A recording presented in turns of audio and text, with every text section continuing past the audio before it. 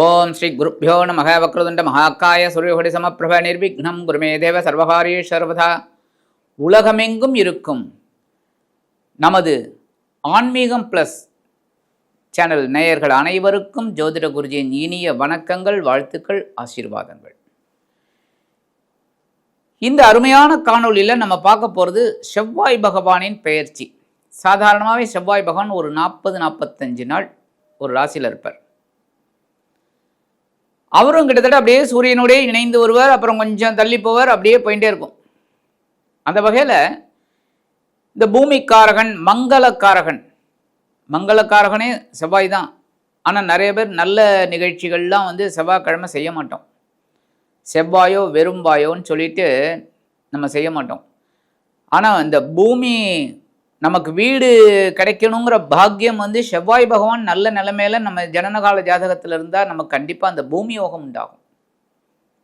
அந்த வகையில் இந்த பூமிக்காரகன் மங்களக்காரகன் என்று அழைக்கப்படக்கூடிய செவ்வாய் பகவான் பிப்ரவரி மாதம் 23/2/2026 முதல் 2/4/2026 வரைக்கும் கும்பராசியில் சஞ்சாரம் பண்ண போகிறார்.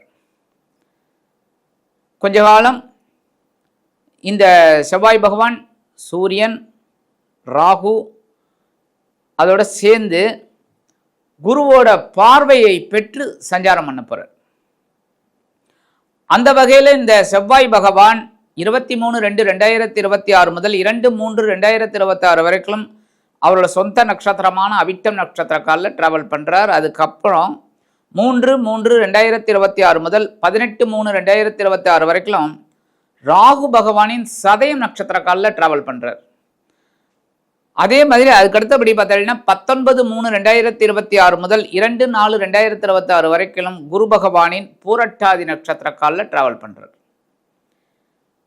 அந்த வகையில் இந்த செவ்வாய் பகவான் கும்பராசியில் சூரிய பகவானோட இணைந்தா கூட குருவின் பார்வை வாங்கிறதுனால ஓரளவுக்கு சிறப்பான ஒரு சூழல் கண்டிப்பாக அமையும். அந்த வகையில் இந்த கும்பராசியில் சஞ்சாரம் பண்ணக்கூடிய செவ்வாய் பகவான் ஒவ்வொரு ராசிக்கும் என்னென்ன பலாபலன்களை கொடுக்க போகிறார் அப்படிங்கிறத பற்றி நம்ம இப்போ பார்ப்போம். இந்த காணொலிக்கு போகிறதுக்கு முன்னாடி சப்ஸ்கிரைப் பண்ண அனைத்து இனிய நெஞ்சங்களுக்கும் எங்களது நன்றிகள். சப்ஸ்கிரைப் பண்ணிக்கலையா? சப்ஸ்கிரைப் பண்ணிக்கோங்க. இந்த பதிவை ஃபுல்லாக ஸ்கிப் பண்ணாமல் பாருங்கள், ஷேர் பண்ணுங்கள், லைக் பண்ணுங்கள், கமெண்ட் பண்ணுங்கள். அதேமாரி உங்களோட ஜாதகம் பார்க்கணும் அப்படின்னு விருப்பப்பட்டீங்கன்னா என்னோட வாட்ஸ்அப் நம்பருக்கு வாங்க.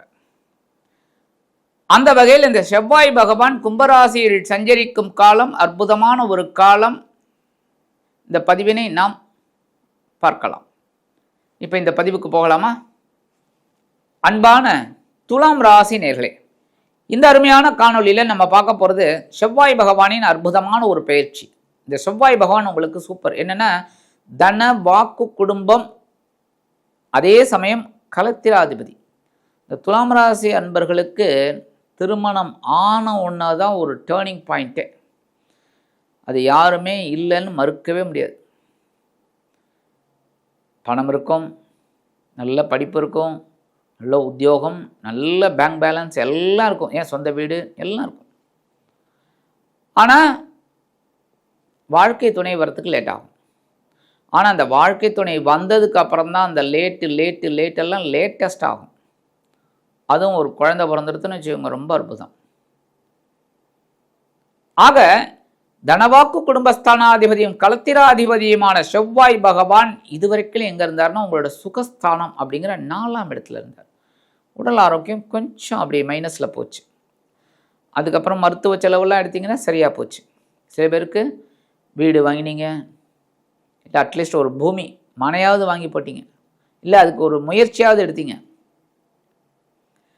அதேமாரி உறவினர்கள் உங்களுக்கு ரொம்ப சப்போர்ட்டிவாக இருந்தது, உங்களுக்கு பெரிய பலம். எதிர்பாராத அந்த வெளியூர் பயணம், வெளிநாட்டு பயணம் உங்களுக்குலாம் அற்புதமாக இருந்தது. ஒரு ஆன்மீக பயணமாக கூட இருக்கட்டும், அற்புதமான ஒரு சந்தோஷத்தை கொடுத்தது. அதேமாரி குடும்பத்தில் ஒரு பரவாயில்லைங்கிற ஒரு சிச்சுவேஷன், கொஞ்சம் டென்ஷன் இருந்தாலும், கொஞ்சம் குழப்பம் இருந்தாலும், ஏன்னா 9ஆம் இடத்துல குரு வக்கரத்தில் இருக்கார், கொஞ்சம் டென்ஷன் இருந்தாலும் கொஞ்சம் பரவாயில்லைங்கிற மாதிரி ஒரு சிச்சுவேஷன். இப்போ அந்த சுகஸ்தானத்தை விட்டு விலகிய இந்த செவ்வாய் பகவான் இப்போ எங்கே வரார் அப்படின்னு பார்த்தீங்கன்னா உங்களோட பஞ்சமஸ்தானம் அப்படிங்கிற 5ஆம் இடத்துக்கு வரார்.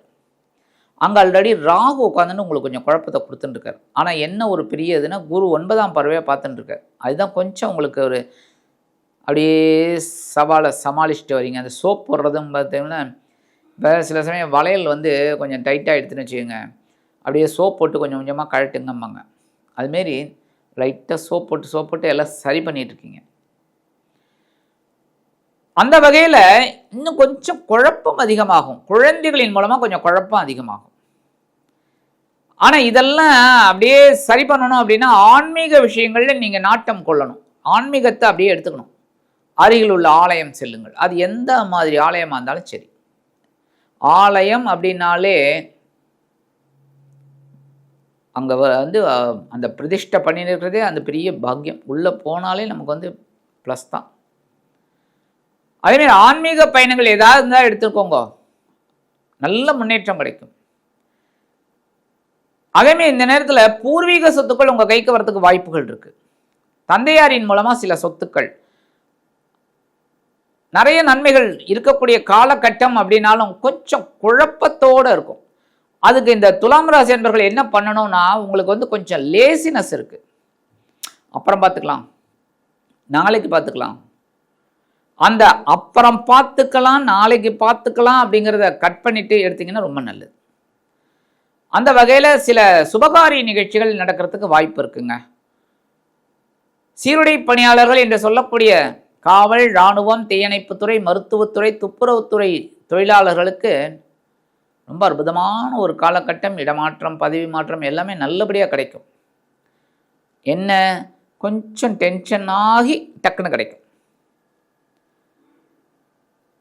பரிகாரம் அப்படின்னு பார்த்தீங்கன்னா கண்டிப்பாக முருகப்பெருமானுக்கு நெய் தீபம் போட்டுவாங்க செவ்வாய்க்கிழமை. அதே மாதிரி இந்த ஸ்லோகத்தை சொல்லுங்கள். காலையில் எழுந்தோடனே சொல்லுங்கள். எப்போவுமே ஒரு ஸ்லோகம் சொல்கிறோம் அப்படின்னா ஓம் நம சிவாய, ஓம் நம நாராயணா எப்போ வேணாலும் சொல்லலாம்.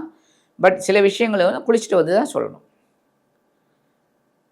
வேலுண்டு வினையில்லை, மயிலுண்டு பயமில்லை, குகனுண்டு குறையில்லை மனமே, கந்தனுண்டு கவலை இல்லை. சொல்லுங்க, அற்புதமான பலன்கள் உங்களுக்கு கண்டிப்பாக கிடைக்கும். ஆக இந்த சின்ன பரிகாரம் நீங்க பண்ணீங்கனாலே தனவாக்கு குடும்பஸ்தானாதிபதியும் களத்திராதிபதியுமான செவ்வாய் பகவான் உங்களது பஞ்சமஸ்தானத்தில் அமர்ந்து ராகுவுடன் இணைந்தாலும் குருவின் அற்புதமான பார்வையை பெற்று உன்னதமான வாழ்க்கை முன்னேற்றத்தை கண்டிப்பாக கொடுப்பார் என்று கூறி விடைபெறுகிறேன். நன்றி, வணக்கம். மீண்டும் ஒரு அருமையான காணொலியில் உங்களை அற்புதமாக சந்திக்கிறேன். வாழ்த்துக்கள். வாழ்க வளமுடன்.